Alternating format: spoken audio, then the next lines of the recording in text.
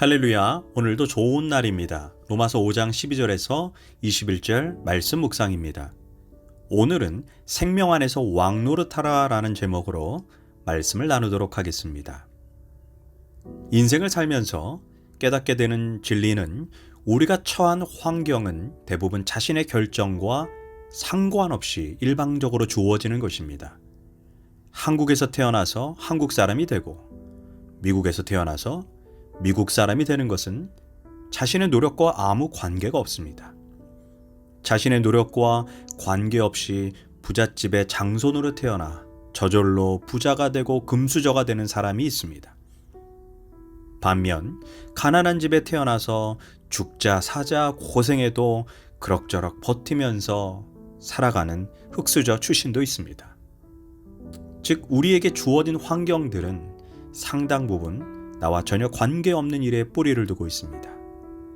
인정하든 인정하지 않든 간에 이것은 진리입니다.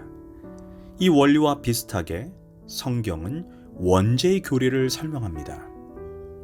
로마서 5장 12절에 한 사람으로 말미암아 죄가 세상에 들어왔고 그 결과가 모든 사람이 죄인이 되었고 사망에 이르게 되었다. 이는 우리가 선택한 것이 아니라 한 사람 아담의 죄가 우리에게 전가되어 우리도 죄인으로 태어났다는 것입니다. 이것이 원죄의 교리입니다. 그런데 특별히 지식인들은 이 원죄의 교리가 비합리적이고 우스꽝스러운 이야기라고 꺼려합니다. 하지만 조금만 생각해보면 이 원죄가 대표성의 원리에 근거한다는 것을 알게 됩니다. 우리가 이 대표성의 원리를 인정하지 않으면 반대로 예수 그리스도의 십자가가 인류의 모든 죄를 해결할 수 있다는 대표성의 원리도 인정할 수 없게 되는 것입니다. 그런데 우리가 이런 대표성의 원리를 삶의 현장 속에서도 얼마든지 찾아볼 수가 있습니다. 비행기 조종사 한 사람의 실수 때문에 그 비행기에 탄 사람 전체가 같은 비극을 경험하게 됩니다. 회사의 대표 한 사람의 그릇된 결정과 선택에 의해 그 회사 안에 참여한 모든 사람이 같은 운명을 가지게 됩니다. 또한 성경에서도 이 대표성의 원리를 쉽게 찾아볼 수 있습니다.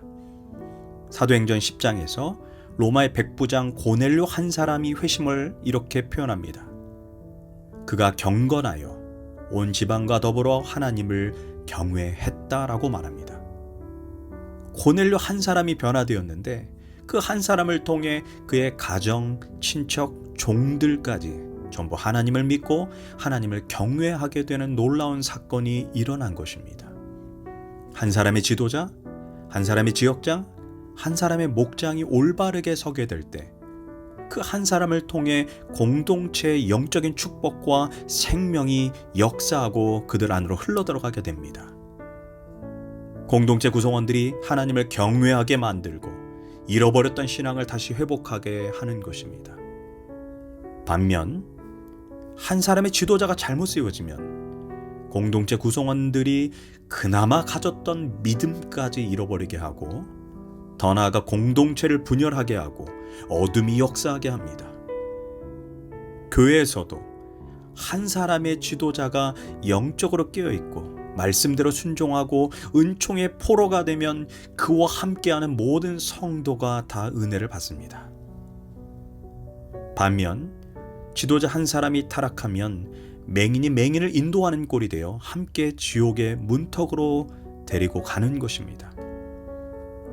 마치 사무엘 24장을 보면 다윗이 교만하여 하나님이 허락하시지 않은 인구조사를 시행합니다.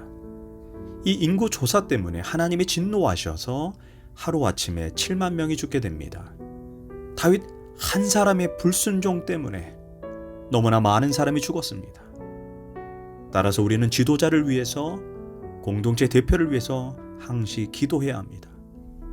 또한 스스로 하나님 앞에 바른 지도자, 바른 직분자가 되기 위해 힘쓰고 애써야 된다는 것을 잊지 말아야 합니다. 18절에서 이렇게 말합니다. 그런즉 한 범죄로 많은 사람이 정죄에 이른 것 같이 한 의로운 행위로 말미암아 많은 사람이 의롭다 하심을 받아 생명에 이르렀느니라. 그런데 여기에서 아담의 대표성과 예수님의 대표성에는 분명한 차이가 있습니다. 아담 한 사람이 범죄하여 모든 인간에게 죽음이 찾아왔습니다. 그로 인해 아담의 피를 이어받은 인간은 모두 자동적으로 또는 태생적으로 모태에서부터 죄인이 되었습니다. 그렇다면 예수 그리스도의 대표성에는 어떤 차이가 있을까요? 예수님이 십자가에서 우리를 위해 죽으셨지만 그 효력은 자동적으로 우리에게 임하지 않습니다. 전제는 반드시 믿어야 합니다. 여기에 차이점이 있는 것입니다. 아담의 대표성은 자동적으로 우리에게 미쳤지만 예수 그리스도의 대표성은 믿어야만 나에게 역사하는 것입니다. 영접하는 자, 곧 그 이름을 믿는 자들에게는 하나님의 자녀가 되는 권세를 주셨으니 믿어야만 영생이 있고 믿어야만 생명이 있습니다. 믿지 않으면 아무 소용이 없는 것입니다. 그런데 사람들은 믿기만 하면 된다는 그 방법이 너무 쉬워서 못 믿는 것인지 잘 믿지 못합니다.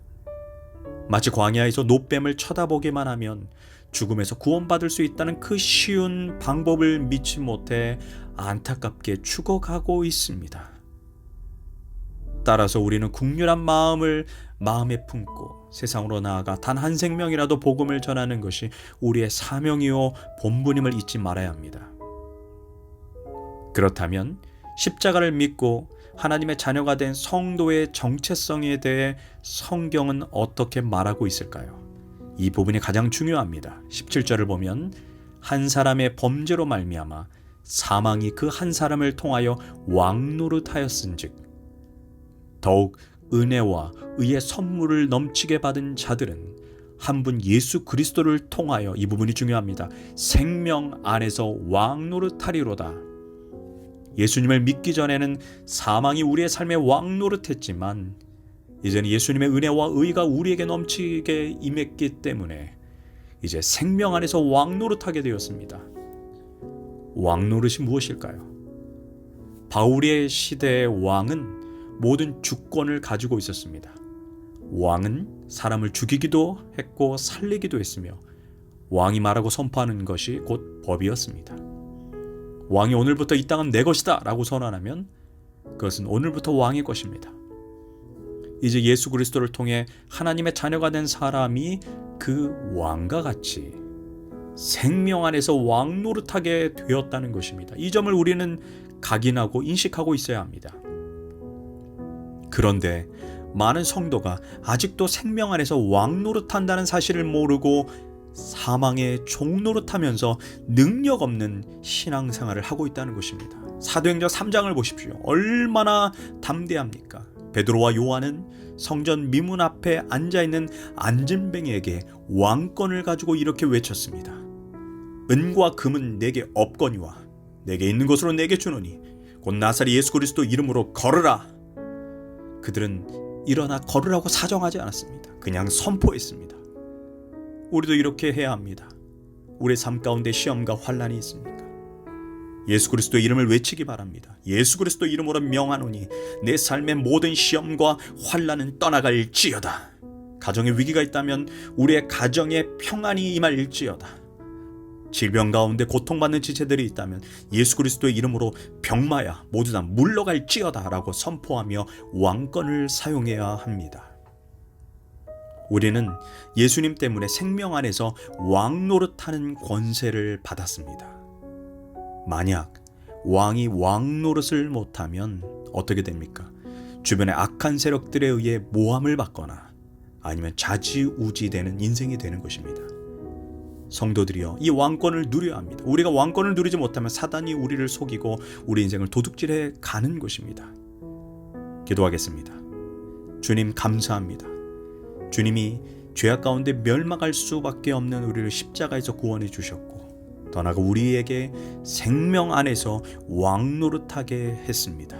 이제 그 권세를 누리는 인생 되게 하소서. 예수님의 이름으로 기도합니다. 아멘.